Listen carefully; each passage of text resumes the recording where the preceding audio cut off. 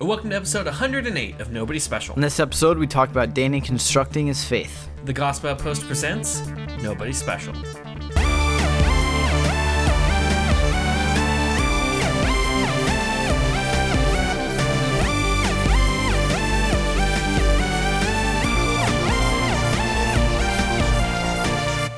Hey everyone, welcome to Nobody Special, two nobodies talking about the somebody who matters.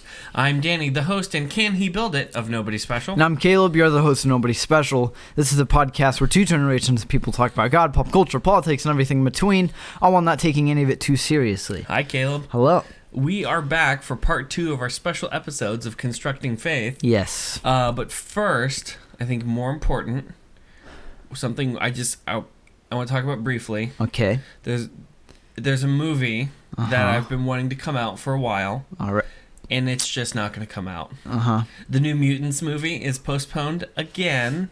Yeah. Thanks to coronavirus. We may have brought it up last week. I don't remember. But, yeah, it's just, we're never going to see this movie. Yeah.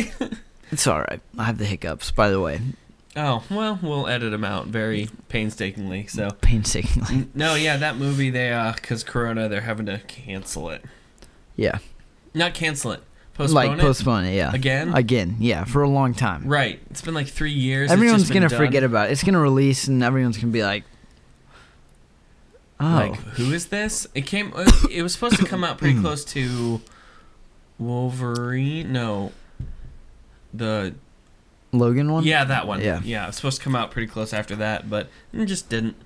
Skipped it, so. Yeah. It's pretty funny. So, Caleb, what are we talking about today? Today, we're going to be talking about your faith construction. And I did mine not last week, but the week before that. And it was very interesting thing to do and very good. And I recommend that everyone does this. It's healthy to look back on your life and see why you're doing what you're doing. Right. And is your faith a reaction to something, or is it, not? Can we say founded on God? Founded on God, yeah. Is that too That's harsh? the simplest way to say it. Yeah. So this week, it's Danny. You're up to the plate, and he'll swing a home run because he's awesome. And great. Now there was something Expectations that you are put set. me on the spot that I have to talk about in there, and I don't remember what it is. So if you remember what it is, put it in the comments or keep it to yourself. That you have to talk about? Yeah, because you brought up, bring that up in your story, and I totally forgot what that is. So.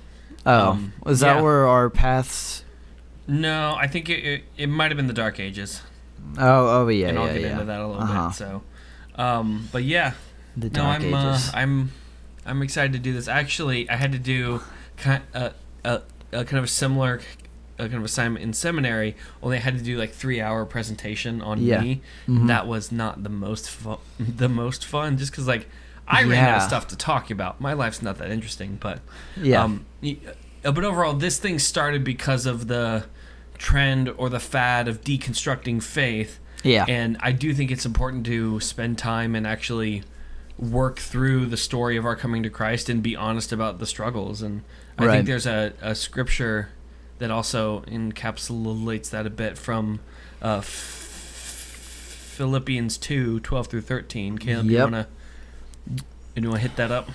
Oh, I'll hit that up. Therefore, my beloved, as you have always obeyed, so now, not only as in my presence, but much more in my absence, work out your own salvation with fear and trembling. For it is God who works in you, both to will and to work for his good pleasure. So, my story, it's hard to start. Where do you begin on this? So, all right. Couple of background things. Growing up, I wanted to be a writer. That I bounced around a lot on that, and then I realized they don't get paid, basically. So I wanted to be a doctor at one point, an actor, a paramedic. What was the other one? Oh, FBI agent. Actually, yeah, that's the one FBI agent. Yeah. And to be fair, if a black car pulled out front and said, "Danny, get in the car. There's no time to explain," I'd be in the car startlingly fast. It's like, it's happening, you know, Yeah. like, yay. So if you're trying to kidnap me, that is how to do it. Yeah. Like, that is straight up. But if you had told me I'd be in ministry or church or anything I've done, I would not have believed you at all. And even to this day, it still is this odd thing of the choices I've made. At the time, they felt as if I was just trying to do my best and figure out the place I thought God had been calling. Mm-hmm. And I don't think I've made a decision with a lot of confidence. Like, I don't know. I've heard people do that. Like, I confidently knew that this is the place. I'm like, I don't think I've done that for anything. Mm-hmm. And I'll get into that a bit. So as first come to Christ goes, I grew up in the church. My mom was on staff at a church. Dad, he was a head of a board at the church, and the head usher, which is always cool. You know, dropping the usher power. But and then let's see, this is hard. It's like I prayed the prayer Right. in like 5th grade, somewhere around there, and I was confirmed or baptized around that same time. And it didn't become my faith until probably about the age of 17. But at the same time, I taught my first class at the age of in 5th grade, actually, because it was a Sunday school class, and the teacher just like quit. Yeah. And they didn't have another teacher, so I just asked my mom, like, can I just teach it? She's like, yeah, all right. It's better than that, but yeah. Yeah. So I taught it just for a couple of weeks until they found a person to get in there. Yeah. And it was a lot of fun. I prepped it. I got content. I worked through it. Taught it to the class. We were done way earlier than should have been, but and it was not as good as it would have been if someone who knew what they were doing was in there. Yeah. But it was kind of a cool first a step in there. I actually inherited the church tech booth, all of it. I think I glossed up the title to Director of Technology, or no, I tried to gloss it up to Director of Technology, and then Susan Standard, I'm going to drop her name because she was amazing, and I only have positive things to say about her. Yeah. She was my technical boss. Right. So she made me drop it down to Assistant Director of Technology because it was because she was the Director of Technology, and I was like, all right, keep me humble, let's go. So, but that came about because everyone above me quit. So then at that point, I had to be at like basically every church event in the sanctuary. Yeah. Unpaid, and I figured out sound just on the fly because I was like, that sounds bad and I don't know why. So I'm going to turn the knobs until it sounds not as bad. Yeah. And that's how I learned to balance audio. Yeah. Which is not the way you're supposed to do that at all. So I was at church a ton. I did a lot of school stuff. I did sports in high school. Did rowing pictures. I did rowing and kind of showed you a few of the pictures earlier today. Very interesting. It's a different human being. It is crazy, just because like I've never seen photos from that area of your life. I worked very long and hard for that. Yeah, and so I don't know why you're so embarrassed of him. Not embarrassed, just like I don't know the right word.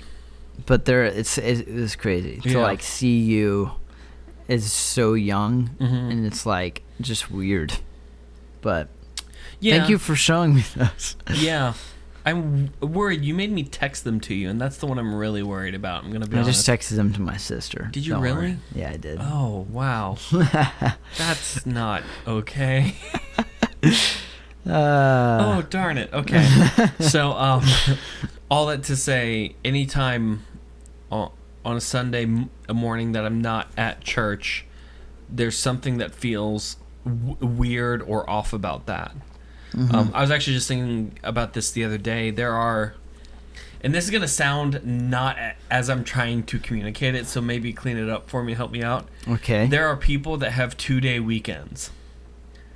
Yep. Do you know what I mean? Oh, yeah, I know what you mean. It's not that I'm not okay going to church on Sunday, but there are people that have 2 days of weekend. And it's just a whole day of nothing. And I'm like, it sounds nice, right? It does, but also not. I tried it. Yeah. And I wasn't at church on a Sunday, and I was like, this is not okay. Like, this is not okay. No, I agree. It feels this weird. Is weird. And then I was just in a bad mood all week. Yeah. I know that's not the thing church is supposed to do, but man, that's a side effect. Like, oh yeah, I need to actually try and be a good person this week. Which does,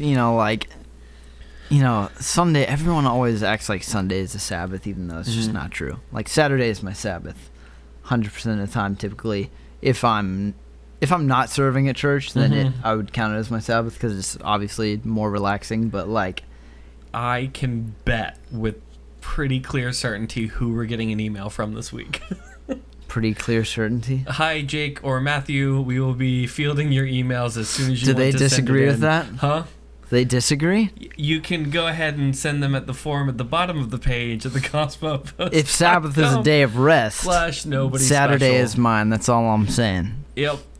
It's coming. Don't worry. We'll do an episode on it. I guess it is the Lord's Day. I know. He has a frog It's already meme. coming. He's already typing. I can hear it. I can hear the click, click, click, click, click, click. So anyway, our next episode will be on the Sabbath. Time to think about it. So we're good. Sorry you feel that way. Anyway, but growing up, I mean, I have great parents. I have phenomenal parents. I don't give them nearly enough credit as they're due. I have fantastic parents that care about everything I do, and even a dad. I found out he, if he couldn't come to a sporting thing, he found the info on it and got into it. Like, Dad started erging on an indoor kind of a rower because his two kids were doing it and he was trying to understand it a bit. And that was, I never told him how much I appreciated that. I really did appreciate it. And not just because he got like a $1,500 workout machine in the house. Yeah. I'm like, yeah, I can get better. Yes. But just that he cared. And I got my sense of humor from Mom. So that probably says it's true more about my mother than it does me. So, sorry, Mom, for outing you hilarious. Like that. She has kind of a darker sense of humor that I appreciate. But I mean, I had a great home. I didn't have any of those problems. I did have a speech impediment, and I know I've talked about it on the podcast a ton, so I'm not sure how much I want to even say here. But man, growing up having a speech impediment kind of stinks. Yeah. The best, and I appreciate when people ask honest questions about it, and not just go, "Oh, he probably doesn't want me to bring it up." Like, no, we all know it's there. If you have a question about it, just be honest. Say like, "Hey, why'd that thing do?" And to be honest, that's kind of cool. All right, I'm gonna explain it, because then people kind of joke about it because they don't understand it, or they're me, and that's different. But people joke about it because they don't understand it, and if they're asking questions, it's because they're trying to bridge the gap of understanding. And so I'll answer speech impediment questions, but the best explanation I have towards it is if there's a sneeze that's coming that isn't coming out, think of that, but in talking. Yeah. And there's nothing that can be done to get it out. It just has to come out at some point. Yeah. And it's going to come when it comes. Now, there are things I can do to kind of finagle it. Yeah. I mean, I'll change the wording of things, change the breath pattern, change the word. Actually, I became good on words because of I had to pick different words often and quickly, so I got a really good vocabulary out of that. But I got picked on a ton.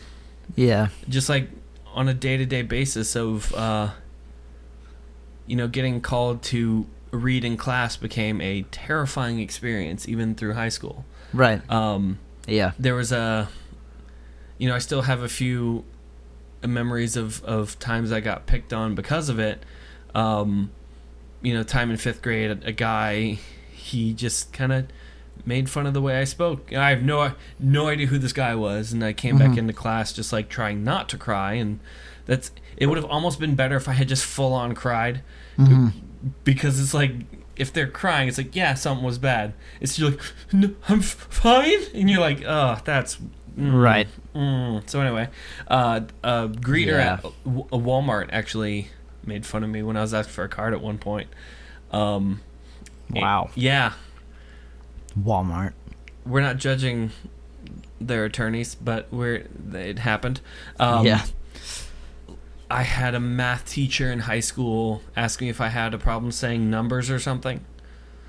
That was kind of fun. And let's see, in 10th grade there was a project our class had been working on, and we were supposed to create a newspaper or something, and this other group created a newspaper that had a comic in it on a farmer in Stanley the Stuttering Swine, who the farmer killed because he stuttered. Wow. And I'm like, I'm in class, and I was a little stronger at that point because you get picked on enough, you kind of grow callous to it a little bit. And I'm just like staring at the teacher like, we're just gonna go with that? All right. Yeah. So I went to talk to her afterwards about it, and I was like, hey, so just so you know, that cartoon is about me getting killed. And I know this because before class he told me it's about me. Yeah. So, just so you know. And she's like, well, have you tried talking to him first? I'm like, oh, no, see, because I'm 14 and he threatened to murder me. Like, I don't know why I'm the bad guy here. So, I kind of kept it to myself a little bit. Right. And still get picked on a bit. And to be honest, it still hurts and stinks. Yeah. But that did a number on the self-confidence. Yeah. That I'm still recovering from. Imagine, yeah. Yeah, so, So, my plan graduating high school... Actually, I had no plan graduating high school. I applied to one college, and because I had to apply to somewhere, and I applied to University of Florida, and I'm so glad I got in. Not because I had strong feelings towards that school, but because if I hadn't, I really don't know what I would have done. Yeah. I applied to a school, one. I didn't tour it. And then I declared a criminology major after I got in. Mm-hmm. And I was a criminology major for a week and a half. Yeah. And had a full-on meltdown. Yeah. Just in the middle of college, just like, I can't do this. I can't. I'm miserable. Mainly what? From just college in general, or that you didn't know where you wanted to be? I don't think I talked to a human for 3 or 4 days. I didn't know anyone. It's a huge campus, and it's so easy to be in a huge campus and not. Is that your first time like moving away from home too, right? Yeah, man. Yeah. Actually, same house from kindergarten through high school. Same house. Yeah. That's a shock. Yeah. So in the system. And just didn't have any friends, and my roommate, he stunk. He had a ferret. Ferrets are awful. Oh, I thought you were like saying that he was just not a great guy, but he actually smelled. No, both. He stunk for a lot of other reasons that we cannot get into on this podcast at all. But he stunk a lot. He made life a little bit miserable. And so I got plugged into a church there. It was not the best fit, to be honest. I met some cool friends there, some I still talk to. Right. But the first pastor... Oh, actually, this was full-on honest. Well, no, I'll come back to that. So at some point in there, though, I was figuring out how to pay attention to God. Because although I became a Christian at the age of 10-ish, it didn't become mine for about 7 years after that. Right. So when you get picked on day after day after day, you kind of start to think that you deserve it.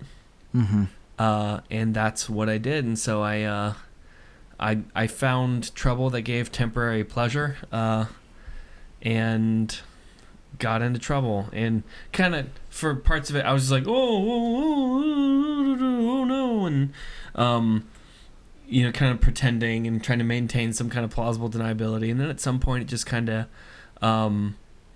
it was more intentional. But everything, it was based on wanting to not feel as if I'm a piece of poop for 1 minute. Right. Because that was most of every day of just, I'm a piece of garbage. Yeah. In fact, even to this day, if the enemy's trying to get in the brain, that's the thing that comes up is, you're a worthless piece of garbage. Yeah. And then I have to try and justify all that. That's why I check stats, all that kind of stuff, because, like, I'm not a piece of garbage, right? And I try and find stats to validate that, and then they tank. Yeah. In July of 2018, I think that was. Yeah. Oof, 79 downloads in a month. That was horrible. Yeah. Anyway, and just it got to this point of I was doing things I knew to be intentionally bad because it was a temporary. I'm trying to not give people ideas of what it is, because I'm also not going to answer that on a podcast. You're not? What realm is it in? Huh? No, I can't even say that, because then people are going to make assumptions. The sinful realm. The point is, I was doing not good things. Yeah. And it became more intentional, and then I was just driving home, and I was just thinking to myself, actually, I started crying, because I was like, this is it. This is what the bottom feels like. Mm-hmm. Of, all right, I hate me. And just kind of said it, like, I hate me. Yeah. The end. And started crying as I'm driving home, because although I became a Christian around 10-ish, prayed the prayer, all that, I largely ignored God until that moment. Mm-hmm. And just cried out. I was like, God, I don't get how you could care about me at all. Right. And I'm crying while driving. Didn't pull over. Just a side note, it's okay to pull over if you're crying. Yeah. Totally it's okay to do. Smart. Yeah. Yeah. And it was one of the few times I heard God answer back clear as he did in that day of, everything that you've just done, have ever done, and will ever do, I still love you. Mm-hmm. How do you not understand that yet? And that was kind of the turning point a bit of, okay, the one place I cannot stay based on the thing I've just experienced is where I'm at. Right. So I need to dive headfirst into something, because I can't stay put, because stay put is just, I'm pretending as if God isn't there or God isn't calling or any of that. I can't do that anymore. That option has been taken from me. I either need to jump headfirst into, like, I'm going to full on sin, or I have to jump headfirst into this God thing, because if I can't outact the love that God has, then that means God is greater than anything I can do. Right. So if that's the case, then this is a God I need to be following, because despite every cause I've given him to toss me out, still here. Yep. And I'm like, okay, all right, I got to start trying this God thing. And I did this great thing. It was a revolutionary thing, and I don't think anyone had ever heard of it until this point. I opened my Bible and read it. Ooh, like this earth-shattering. Yeah. Okay, now let's take the first baby steps. And there was that was kind of the point that stuff started to change a bit. Would you say that's like kind of your actual like surrender moment, or would you still count that as like when you were a kid? I mean, I don't like this question, because I've had it not just about me but others too. Yeah, I think that God is working towards the good of his people through all of it. Mm-hmm. And I'm not going to claim that the foundations that got put in at the age of 10, or even as I was still going to church through all of that before I was actually like trying to be a Christian, I'm not gonna throw that out as I didn't think it's untrue or any of that. I mean, it just hadn't clicked yet. I mean,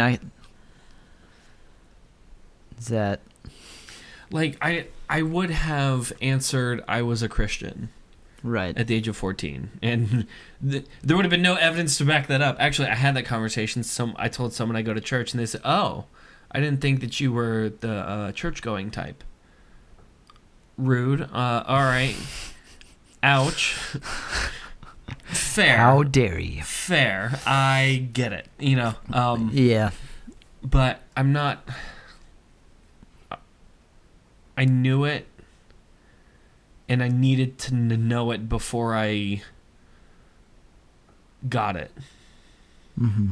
Does that make sense? I mean, I don't know. I think it's hard to kind of pinpoint when this is a moment that I came from, out of hell into eternity. And I don't think that even the idea of praying a prayer and everything is saved is biblical. If I'm chosen by God, I think I am more Calvinist because I'm about to go for it. If I'm part of the elect, then there isn't a point that I'm not part of the elect, and that the turning point is just when God saved me beforehand. Yeah. And I just had to catch up to that at some point. Right. I think I'm more Calvinist than I thought. I'm dropping that argument. Tulip, baby. I'm getting a tattoo. Tulip. Yeah. I hate needles. I can't get tattoos. No, super. We'll work on that. So at some point in there, So at 17, that's kind of the turning point where I actually thought, like, all right, if I'm being obedient to God, then He needs to be king over everything, and I need to actually be obedient to Him. So, stuff started changing. I started taking a faith more intentionally, trying as best I can to clean up the sins going on. Right. Which, work in progress. We're all works in progress. So be gentle to each other. Yeah. That still drives me nuts. It was like, oh my gosh, can you believe her? What is she cool? Whatever. Yeah. Anyway. That'll be a whole soapbox we end up there. Judgment. Yeah. So and then our church had gone to this conference called DCLA 2003. This was... Where was that one? I think for that one we were in Tennessee, which makes no sense at all because DC they were supposed to have one in DC, one in LA, and I think we went to one in like Tennessee or something. It didn't make a lot of sense, but that's funny. It was this, and I'm trying to be careful on how I phrase this, just because I know I can get some kickback on how I say it. But there was some point in worship there that I worshipped for the first time out of the soul instead of out of I do note good and do all that. I just gave the heart to Christ in it instead of tried to perform the music, and I felt as if God had been speaking. I have big plans coming up, and that was it. And I just stopped. It took a lot of breath out of me. I was like, I actually asked, did anyone hear that? And they're like, no. Yeah. Okay. So, and I had no idea what that would mean or anything else. And I just understood that God's doing something, even if I don't understand what's going on. But to be honest, every choice I'd made up until that point didn't make a lot of sense. I was just trying my best. And then I'm applying to colleges, and I applied to a college, and I got in. It's just like me trying my best. I attended the church there because it was in walking distance from my dorm, and I didn't have a car. And it was just like, I guess this is where I go now. I don't know. Because Gainesville transit system on Sunday morning is like, you just might as well just not go. The bus is not coming. And then as I was walking home, I think around November, I don't know, it was cold. So I was walking home and kind of praying and walking. Right. I felt the call to ministry, to be a pastor. It was God calling and saying, like, build my church. And the more I prayed about that, the more I understood it was in a pastoral kind of a setting. Mm-hmm. And to be honest, I didn't want to. Like, I was cool to get some direction, but it's like that, okay, I'll build this church by being an admin in the back. And the more I prayed, like, nah, you're going to teach at some point. And I'm like, but God, I got the thing. And God's like, bah, we'll talk about that later. But I don't have a good amount of reason to be a pastor, to be honest, or to be in church ministry. My mom's...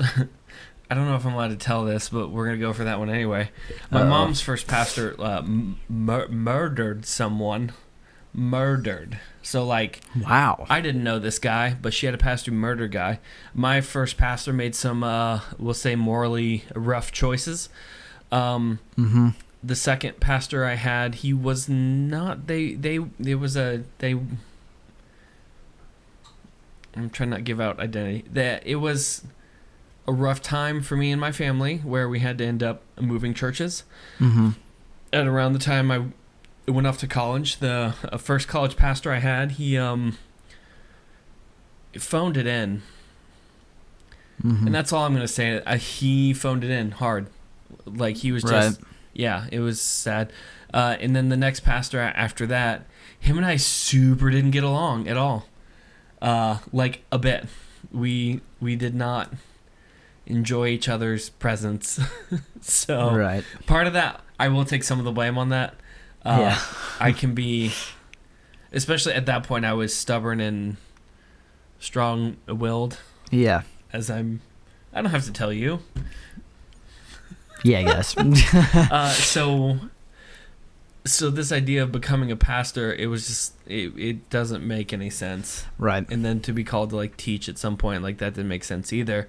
But I started training for it. I talked to my home church, my new home church. I talked to a few people there that I had gotten close to over the year-ish. I'd been there. I'd been an intern a couple of times there also. So, and they all said, go ahead and apply to the training process. I'll definitely get in. I'll super get in. Everyone kind of encouraged it. They said, oh, such a great choice. And I'm like, okay, all right. Yeah. I don't agree with you, but okay, we'll go for it. And so I applied. The bishop scheduled a meeting. He called in. Everyone's like, it's going to go great. You're going to do fantastic. So I'm kind of walking in like, all right, standing tall. He talks to me. He's like, yeah, no. I'm sorry. No, you're not ready. Can you talk to literally everyone else outside? Because they disagree with you. And he said he didn't think I had taken the time to pray about whether or not I was actually called to this. And my first reaction was, bull! I totally have. Like, let's go. Yeah. But I had to spend time actually praying and asking God, like, God, what's up? So I went on a prayer jog that night.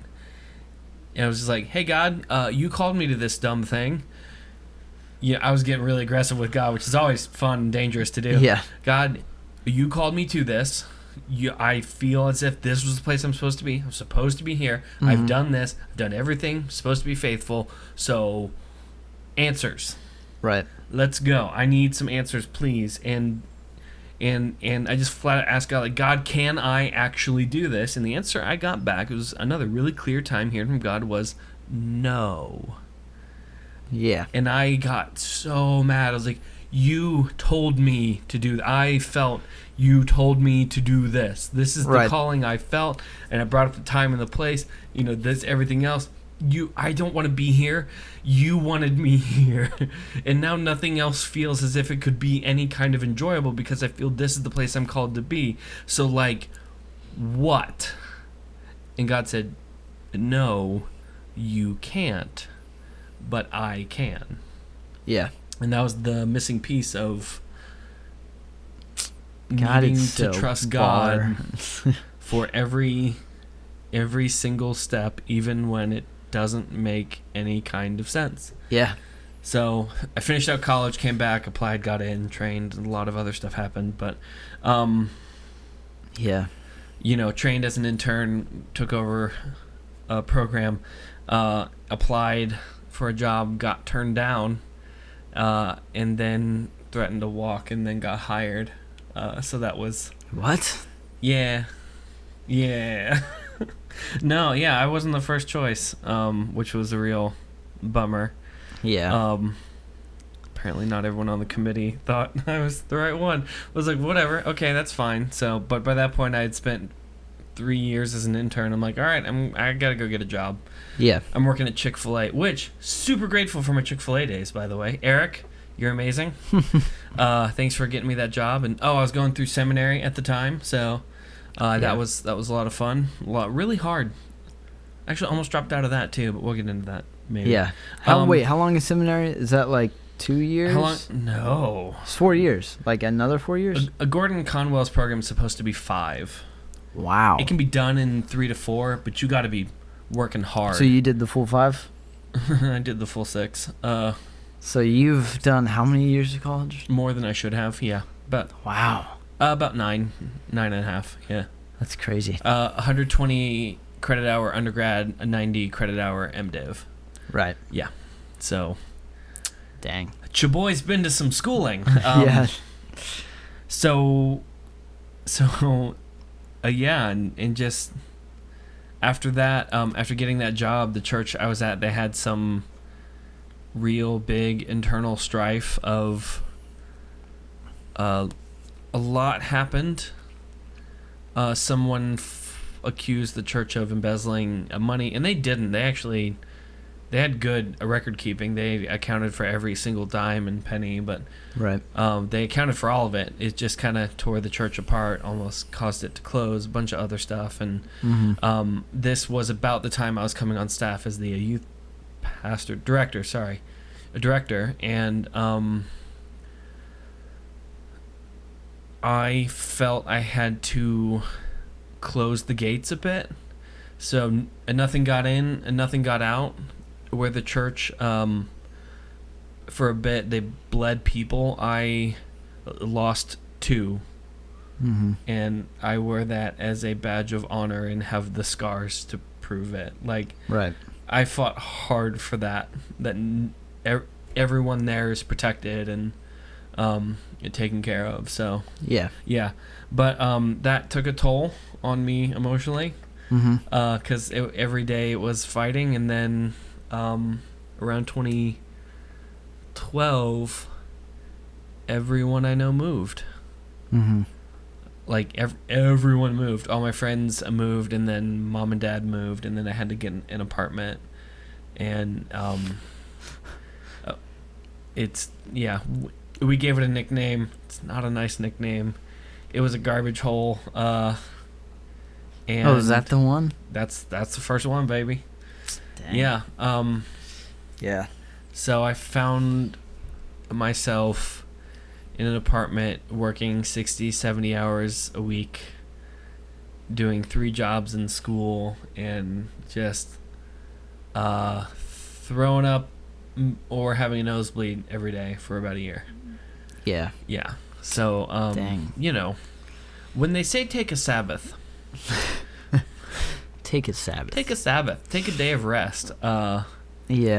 And at the end of it, I probably... This podcast is not going to be fun at this part. I probably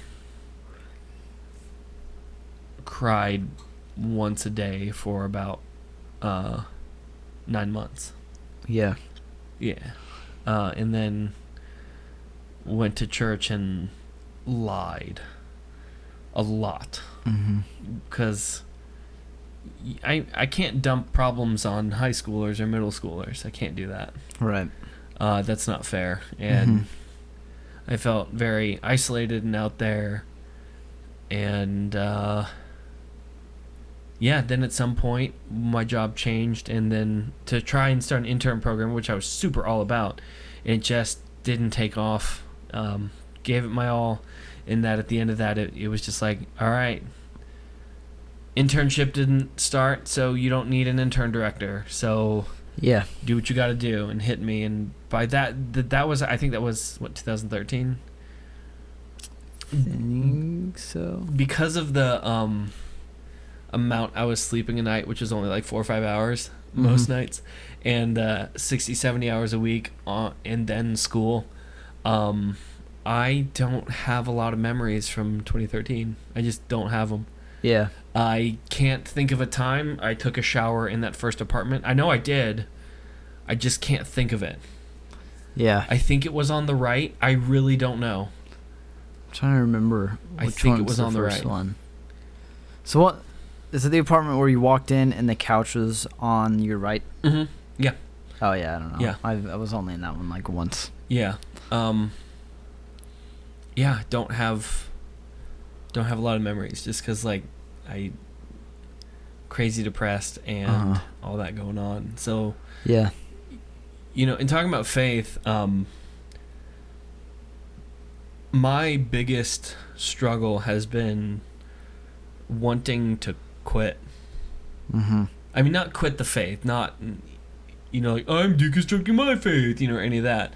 But to just not try so hard. Mm-hmm. And there might be some wisdom in that, but not in the way I'm trying to say it.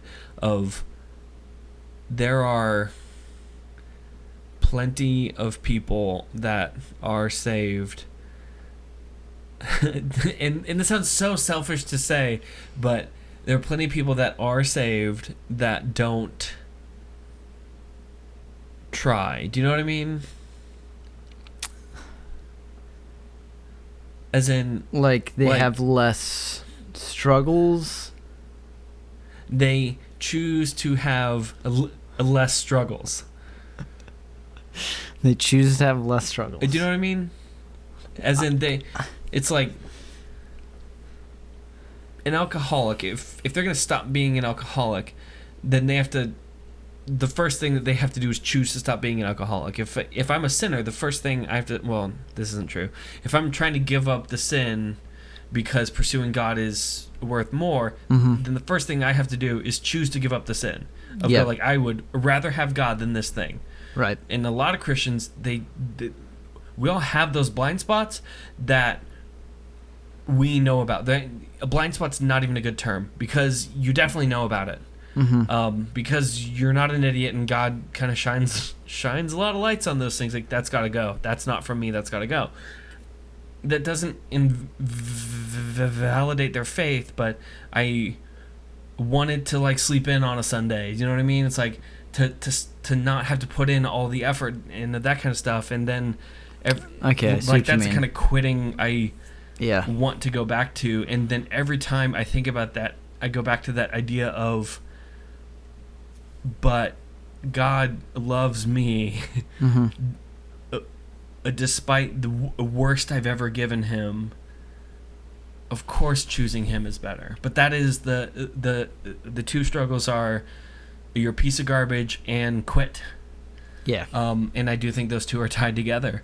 And as I said at the start of this, is that my life doesn't make sense going forward at all. It just doesn't. It makes but it makes more sense when I'm able to stop and actually think about it. Pausing real quick. Yeah. Like, would you say that like that area of your life, was it difficult because of, do you think the stress of like all of those things like coming to a point? 2013, the Dark Ages, the lack of memories. Right. Like when you were in, like you said, like working 70 plus hours, plus school, and like, would you say that do you think that was fueled mainly off of overworking yourself, or was there other things to that? Was there people around you influencing, or was it just your head being overloaded? Yes, and it was a lot.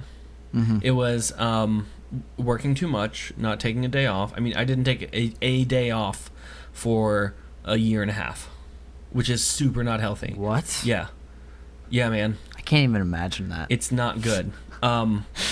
Oh my gosh. It's super not good. Yeah. At all. Yeah. And also, ministry carries certain amount of stresses in there. Mm-hmm. At some point in there, I had to do what was that? Oh yeah, a death call at some point where it's like, and I don't get to choose that time. I can't say I'll get to it at 9 a.m. It's like, nope, you're waking up at 1 a.m. and going to someone's house. Like, that's part of that. Yeah. People don't tend to have crises at between 9 and 5. They actually have stuff to do then. Kids, they need some other stuff to do. Student ministry have to plan other things that I didn't get to, and then there's some other factors in there that I didn't bring up just because to be honest, I'm trying to be nice to people who got me to the place that I'm at, good or bad. Yeah.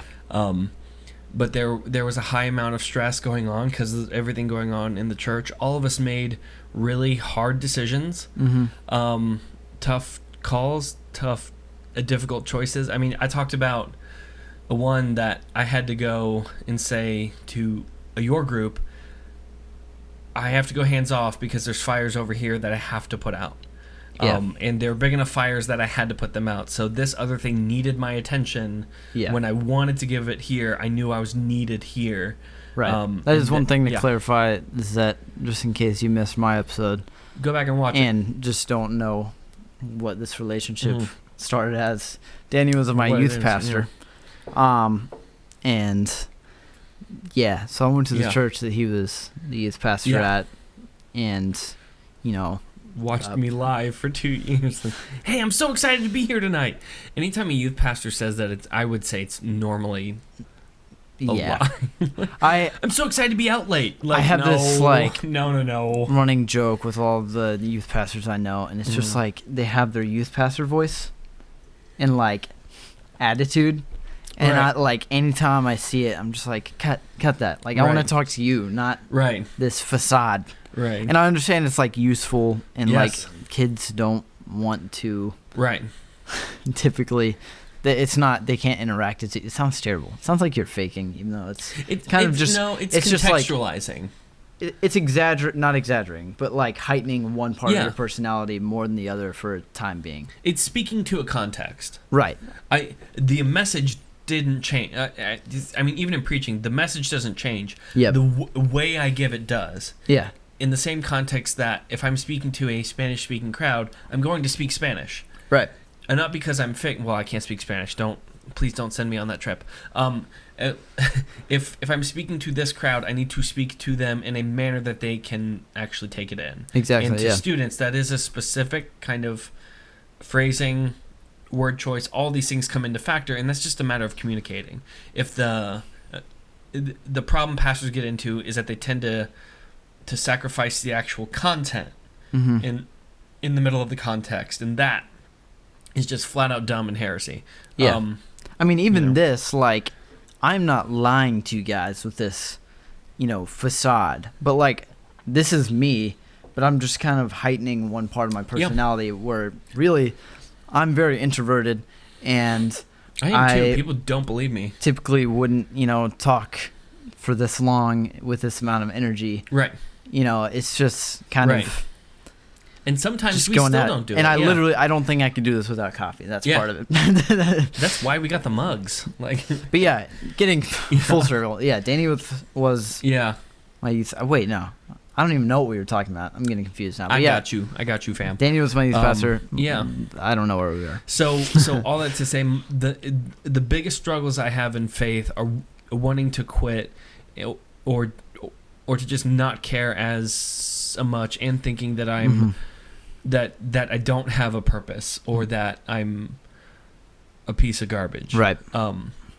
So, and as I said at the beginning, my life doesn't make sense until I stop and I trace the hand of God from the past.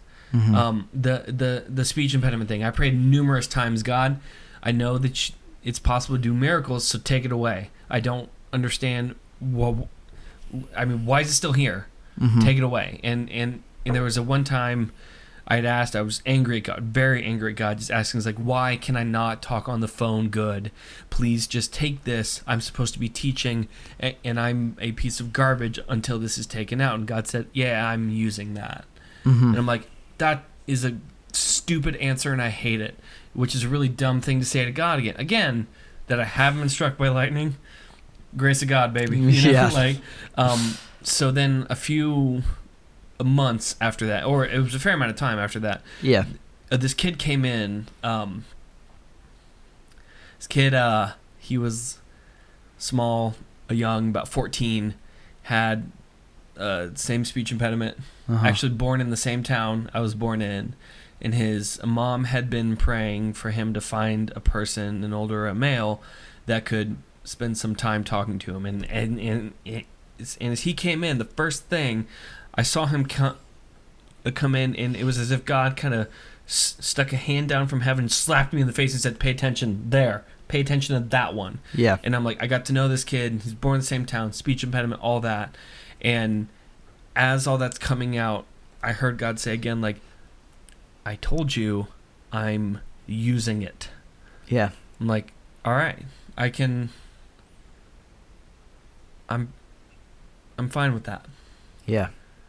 That I can still be the person God called me to be, because God has greater things in mind. And even preaching, I'm a better preacher because I understand the power of words, because I don't get the same choices everybody else makes, but I'm also, I'm not going to be that person that complains about it the whole time.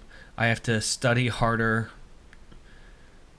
preach better in order to preach on par with everybody else. Yeah. And I became a better student because of that, because I had to say complex things in a way I could say them, and in a way that people understood. Yeah. Getting picked on all those times coming up, I ended up in student ministry, and now I'm in children's ministry. These kids can't say anything that I haven't heard. In fact, I know some better jokes in some of the high school ministry. I actually gave them a couple jokes, like, this is funnier. And like, is this happening right now? Like, yeah, you can't hurt me. You can't. I'm sorry. Like this is not the avenue to hurt me. There's better ways to do it, because I've already heard everything. It's not even. I had a guy in high school threatened to kill me, and the teacher still kind of implied it was my fault. So yeah, come at me, whatever. That's fine. The whole thing of being in a ministry at this point makes a lot of sense, because I've been on some kind of church staff since the age of 10. Right. That I didn't, or that I ended up in this place for everybody else is going. It's like, yeah, that's stupid that you thought you were going to be a police officer at one point. Yeah. You are born to do this thing. And all these things happening, all the connections I've talked to, and just everybody else, it's clear that at this point, God has been steering towards this, even if I have felt as if I have no idea what I'm doing or where I'm going, or I'm just trying to Mr. Magoo my way into God's plan. Yeah. Because that's honestly what it feels like most days. But everything has been pointing to this, and the skills I've picked up in order to do the thing I'm called to do are paving paths that I didn't think they'd be enjoyable. I mean, right. Even starting a YouTube channel, which this is actually my technically my second. I have 2 failed ones, but whatever, we don't talk about those. Yeah. One of them, you can technically find both of them, but please don't. That started in 2013, actually, because I had a lot of time, because after I quit my jobs and all that, I moved to North Carolina for a bit, and I had time to think, so I started a lot of writing and a lot of YouTubing. Yeah. And I gained skills out of that. Actually, the skills started in high school out of a teacher, Miss Diana Blunt, that put a passion in towards TV production. This podcast would not have happened if not for her, and a few other things. But this idea that people can take this skill and put it into a thing was very, very much a Diana Blunt a kind of passion building there. Yeah. Yeah, there's at the time it's hard to feel as if God's there, but now that I'm through it, I'm able to kind of stare back at it and go, the only way I got through that was because God was absolutely there. Right. And if I have that kind of doubt now, then I can have peace and hope because it's the same doubt I had back then, and I know God is there. And if he's there, then it means he's probably here. Yeah. Even if I don't feel it. Yeah. I think that's great. Because, I mean, there's times where everyone will come across where it just doesn't feel like God is there. Yeah. And I think that is really the only thing that we can rely on in those times where it's... Right. It doesn't feel like God's there, and that's looking back on our lives and seeing what he's done. And, like, that's just super good. Yeah. Because, I mean, it's... I mean, God doesn't always have to reveal himself. I mean, faith would be easy, you know, if it was just evident that he was there all the time. Right. And I mean, even the whole getting picked on thing and the lack of actually thinking I can do anything good has given this passion to give people a chance that other people have given up on. Because I had a lot of people kind of give up and go like, he's not going to be able to do it. And to be honest, the person who did that the most was me. Yeah. But truth be told, I'm not truly happy if I'm not trying to fight on behalf of another person and give them a chance. Because I've had so many people that have done that because of me. Yeah. It's they gave a chance to me, not because of anything I did, but because of God working through them. I mean, teaching a class in 5th grade, who lets someone do that? Caring about a crying, screaming child on his first day in a new church in kindergarten. That would be Diane Owsley, who scooped me up and said, nope, come on. Yeah. Gave me a chance to teach for the first time in a student kind of a setting, to plan things and actually plan spaghetti dinners. That's Scott, my old a youth pastor, the first guy that gave me chances to teach in a church, Pastor Ed, that would be him. The guy who's been there through a ton, that's David Sheffield, Pastor David Sheffield, has been there through a ton. And there's so many other people. I'm sure I'm not mentioning everyone because we don't have enough time. Yeah. But at this point, I'm able to say that for good or bad, I am the person that I am because of their willingness to pursue God and to smack someone in the face when he needed it. Yeah. And metaphorically, and I don't think literally, but not for lack of them not wanting to.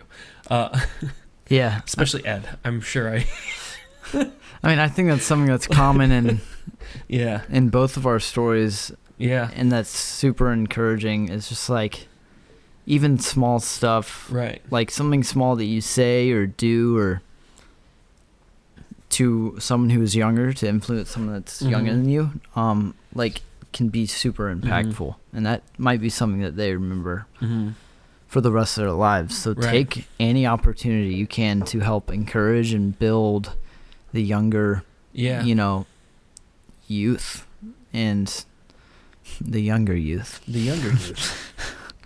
I don't know what that is, but you'll find out. I don't know. So, probably the reason I stuck it out in ministry, and this is kind of the last story I have, and then you can ask any questions that you want, and I might answer some of them. The reason I stuck it out in ministry is that I started off as an intern to a youth pastor, and it started off, he planned an event It was a movie night. We were gonna go see Star Wars Episode 1 in theaters. Mm-hmm. Actually, it was a movie afternoon. Whatever. One kid showed up. His name's Kenny. Kenny showed up, and it was another case of I felt as if God's hand was just coming down and saying, "Pay attention to that one. Pay attention to that one." Like, okay, got it. Got it. Paying attention, Lord. And then Kenny and I just got real close. He was super great kid. He was the first kid I ever gave a darn about. Like, I mean, I cared about all of them, sure, but this, it was a kid that we got to put a special part on the heart. And then at some point in there, he experienced a fair amount of fam trauma or a lot of trauma. Mm-hmm. A lot of stuff going on, and it was around that time my best friend and I got in a huge fight, to the point that I don't think I ate for 5 days. That's how angry I was. Wow. I was so mad. I got up mad. I went to sleep mad. I brushed my teeth mad. I did everything mad. And yeah. And this, it was the week before the trip, and so the youth pastor, he said, "Dan, I'm going to make a phone. The emergency call is going to be your cell phone, so go ahead and bring the charger and all that." And I'm like, I don't want to go on the trip. Do you understand? Like, I'm that kind of mad that I want to quit because, like, I don't like people right now. He's like, "You're going on a trip, whatever." So, and then 2 days before the trip, I dropped my phone and it shattered. And that was kind of a... Yeah. And I was already angry. Right. And I was just like, I have to spend $300 on a phone and I don't have it. So I brought the phone home to Mom. I'm like, "I'm the emergency contact number on the trip." And she's like, "We'll find a way." I'm like, back when phones were $300. Yeah, I know, right? Like, I don't like anyone. We'll deal with that after the trip. I'm like, let me stay home. And I'm an adult too. I'm not like... Anyway. Right. And so I go on this trip. I just have the worst attitude ever. Just like... This is garbage. I don't want to be here. Yeah. And just at some point, Kenny and I had been talking, and it was a long period of silence, and I know everything he's gone through, and it's way worse than anything I had gone through. Yeah. And he stares at me and says, "I think I need to get closer to God." Mm-hmm. Now, until you've had that humbling of a moment that I'm upset because my best friend is dating a girl I had a crush on, that's all that was. And that because I was working at the movie theater that he brought her to my line and made me serve them drink and popcorn. Oh my gosh. When compared to everything this kid had gone through, and still told me he felt he needed to grow closer to God, I felt so small and insignificant. Right. Yeah. Because what the heck am I doing? Stuff made sense really quickly after that. Like, okay, what matters? Because I had to stop and think, like, what actually matters? Right. Okay, my best friend's dating this other girl I kind of like. So what? How am I doing talking to God? Not that great. And this kid is the reason I stuck it out in a ministry, because he broke through my chiseled, hardened heart by choosing to follow God as it was really hard for him. Right. And that was the first kid I ever cared about. I cared about all of them, but like, yeah, that was the first generation. Right. And everything that kind of came after that, it was because of the domino falling from that one kid. And so if it hadn't been for stupid Star Wars Episode 1, we would have never gotten close. And it's actually that trip, I felt as if I needed to go on it. Like, I should just go and support the youth group for Star Wars Episode 1. I haven't made a confident decision my whole life, but I know God is still in there doing some stuff that I can't even comprehend. Right. Playing some 3D chess that I'm not capable of understanding or beating. Yeah. Quantum chess. Yeah, quantum chess. Yeah. So that's kind of my faith construction story, is figuring out what's important, is understanding that my life doesn't make sense if I take God out of it, and understanding that the worth I have is in God, even if I screw up or do bad things, that I can't chase God out. Mm-hmm. And because of that, I can give everything I have to follow Him. And even if I screw it up, I can always come home to Him. Right. So yeah, that's my construction. Dang. And the story's still going. Yeah. I'm getting more complex every day. Yeah. I mean, I think you laid it out really well. I don't really know if I have many questions for you, but I mean, I think one thing is, like, we all have that thing that is just something that kind of is an overall theme in our lives that's, like, encouraging. Yeah. And I feel like God always weaves different people in to kind of hit that spot, you know? Right. Like, what would you say is, like, the thing that you find yourself needing encouragement over the most?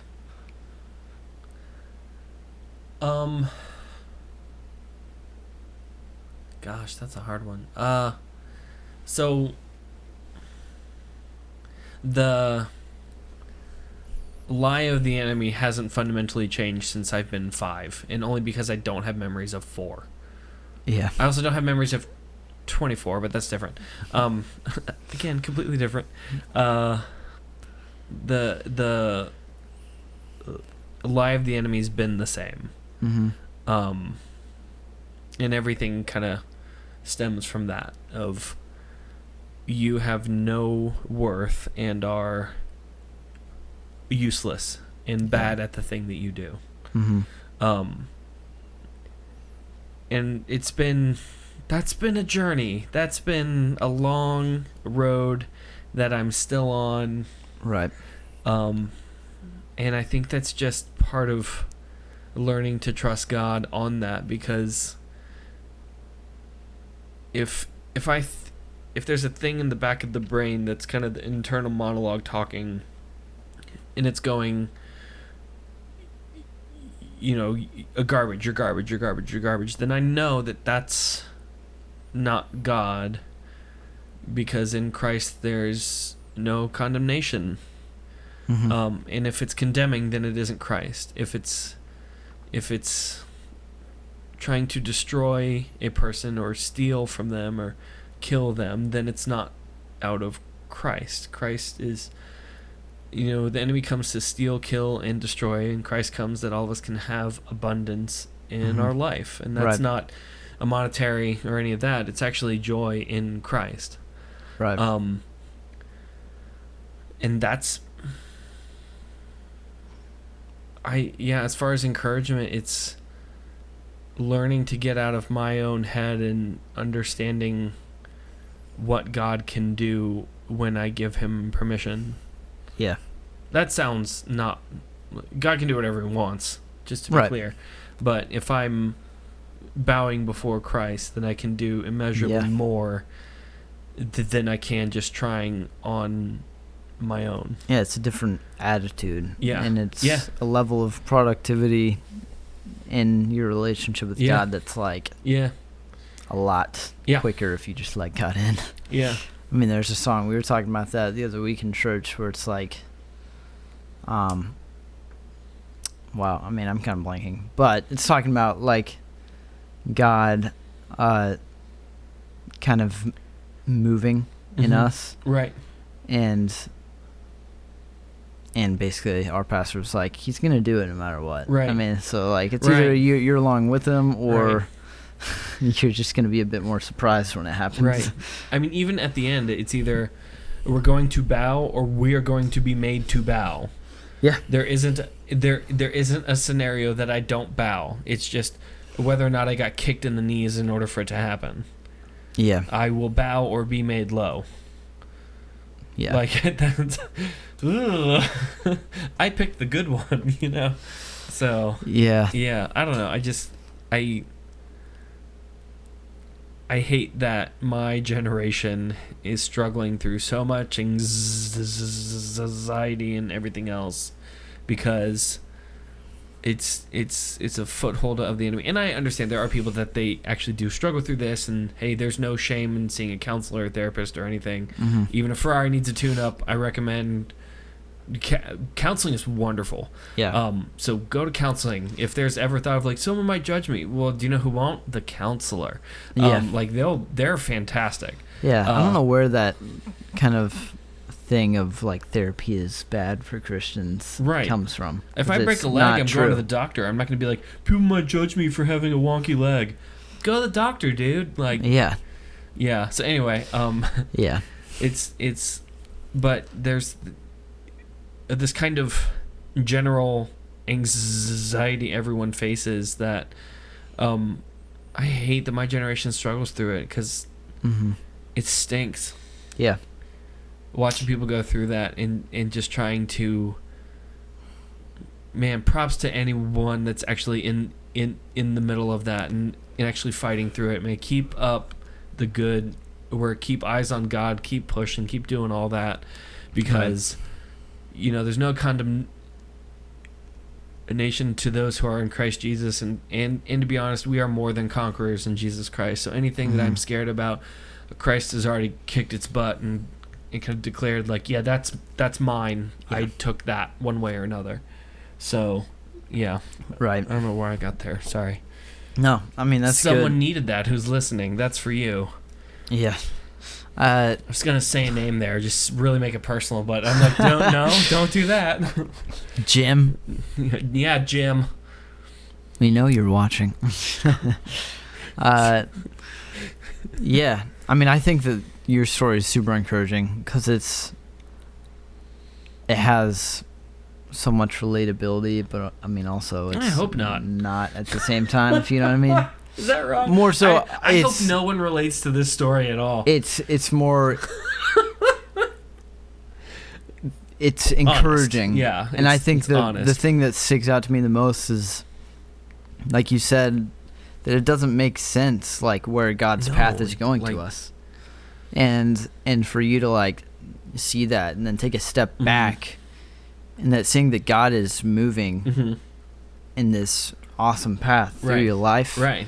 And although it's not what the American dream is, it's not what the standard of life is that everyone else expects, but it is what God chose for your life and what God is doing in you that is more important than what it looks like from the outside or what you wanted or what you expected. That He cares about you so much that He would just take you on this rigorous path that I mean, it's been hard, you know, that's obvious. Yes. But, you know. Very much so.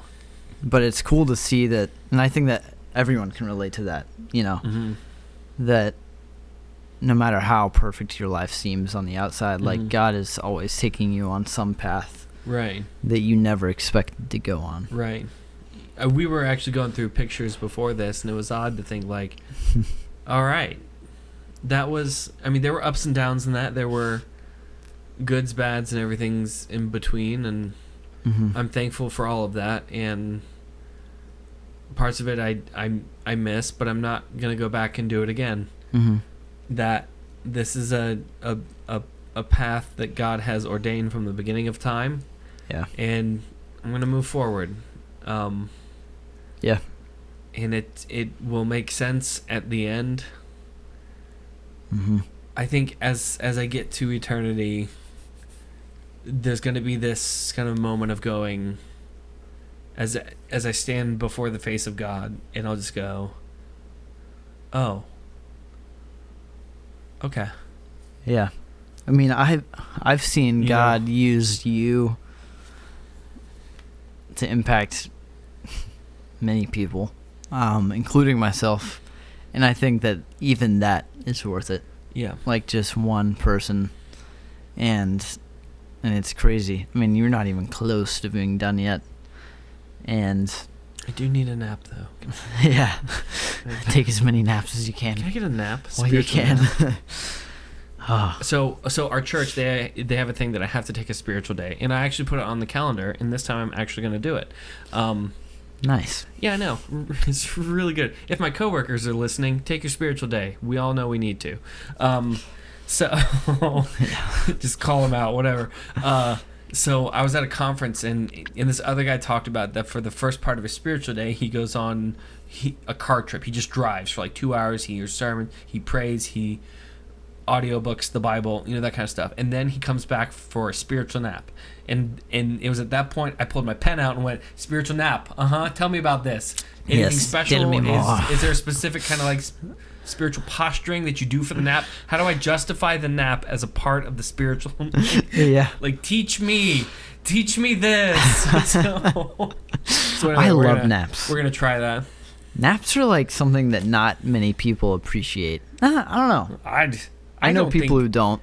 I think they appreciate it. They just don't take advantage of them. Yeah. Man. It is great. The siesta. Because we all get 2 o'clock tired. All right. We're getting off topic. Yeah. Off topic.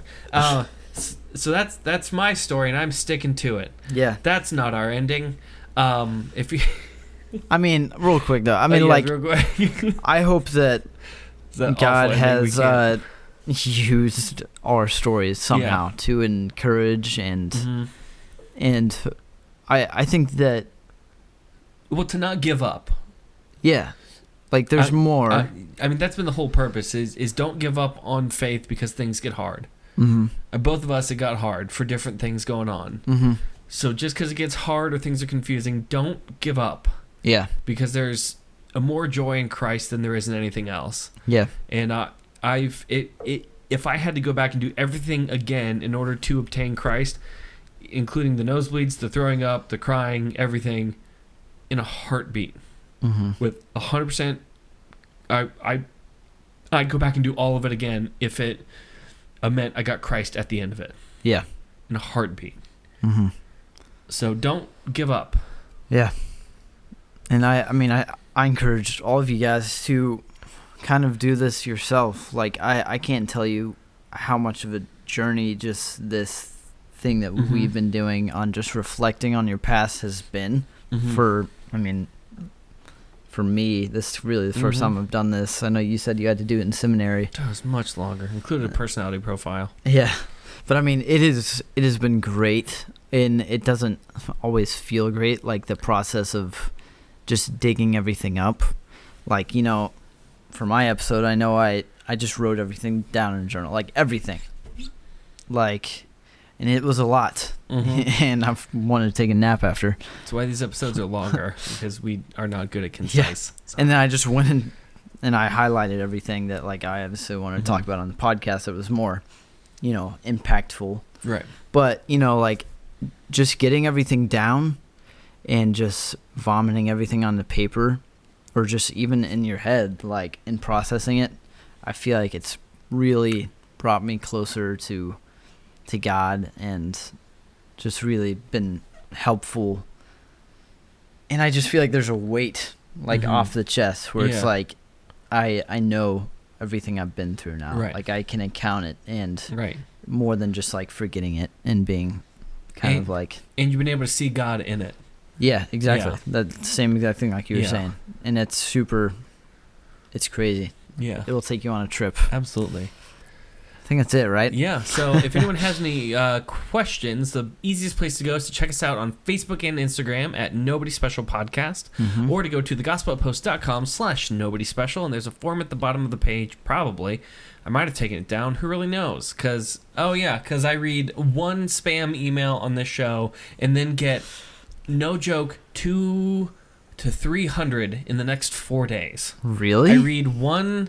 as a joke on this dumb podcast, I read one spam email, and anyway, I had to take some of the contact forms down, so just hit us up by either our email. It's also on there. I'm not going to say it on here, because then just go to thegospeloutpost.com/nobodyspecial. You'll find a way to get in touch. Facebook and Instagram, all that. Also, on YouTube, hit the subscribe, the bell, the bookmark it, the comment, the like it, the just YouTube. Sort out your stuff. Yeah. Darn it. Yeah. Sort it out. But yeah, do that. Moral of the story. Anyway, I think hiccups are back. Oh no. Do that. Yeah. Yeah. Thank you guys for tuning into these special episodes. We appreciate all of our audience and for tuning in for this amount of time while we ramble through the end. So anyway, I think that's going to do it for us today. I'm Danny. And I'm Caleb. And we are Nobody Special.